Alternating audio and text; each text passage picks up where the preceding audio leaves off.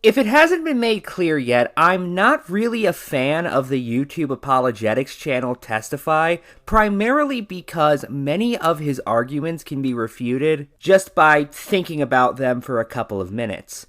Let's watch another case of that. The first two rules, senses in public, would stop a liar from making up a story they supposedly witnessed themselves. Imagine a fraudster trying to convince some people from St. Louis that the Mississippi River just parted for them yesterday. There's no way that they would believe it.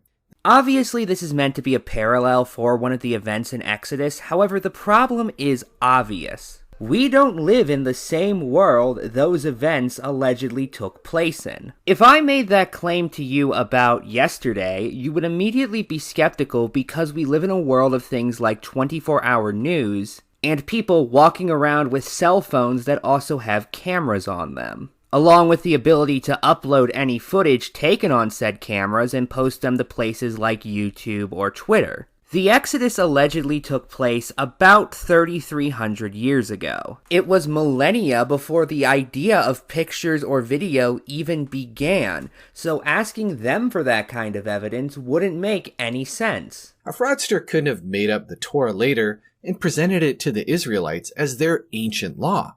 The Torah itself claims to be the law of the land, and the people would have known that it wasn't true. It's like trying to invent a whole new set of laws for England and convince everybody that it's always been that way. Just as impossible as convincing the Jews that they always knew and followed the Torah since Moses, a whole nation wouldn't come to accept a fake history or legal code, especially one they supposedly always had.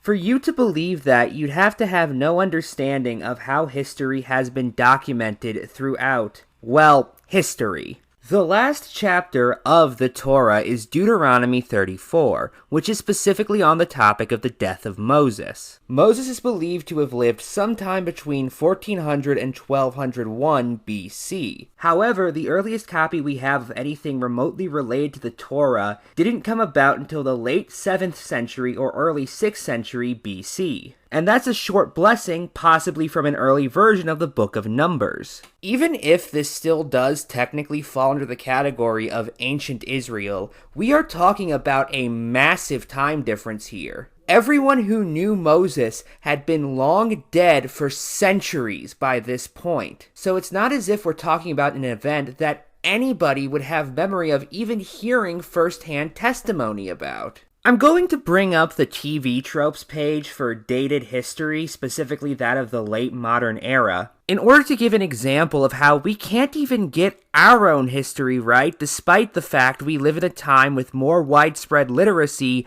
and a better ability to keep evidence than the ancient Israelis did. For those unaware, the page covers ideas about historical events that were once believed to be the absolute truth by scholars, but have since been debunked. For reference, this is their entry on the American Civil War, which has a length of about 1,300 words. Their section on World War II is even longer, by the way, with almost 3,300 words. Essentially, we can barely get history right in our own time despite having much superior archival methods. So this idea that you could convince a people something incorrect about an event that happened multiple centuries before they lived doesn't seem that unlikely, given, as I just showed, you can convince serious academic scholars incorrect information about events that happened less than 2 centuries ago. First, some of the laws themselves make perfect sense in the context of the Exodus story.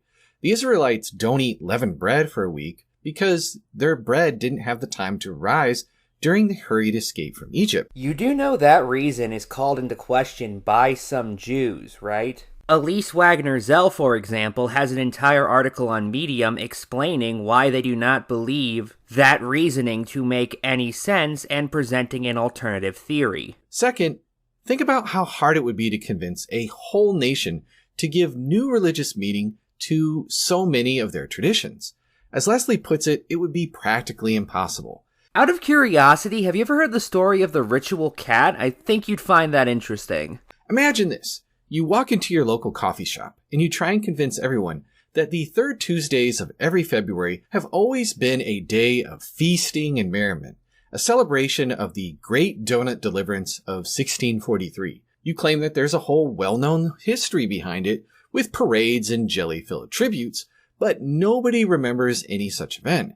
On top of that, you pull out a dusty, never-been-seen-before book detailing the epic donut rescue, supposedly written by an eyewitness. It's pretty unlikely that anybody would buy your story, right?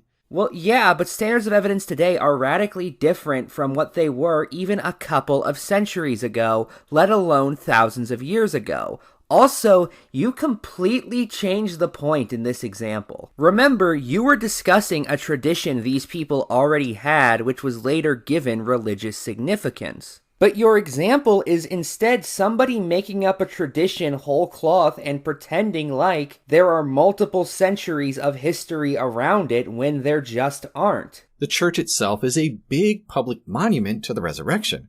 Plus the fact that Christians switch their day of worship from Saturday to Sunday is a public action remembering the event.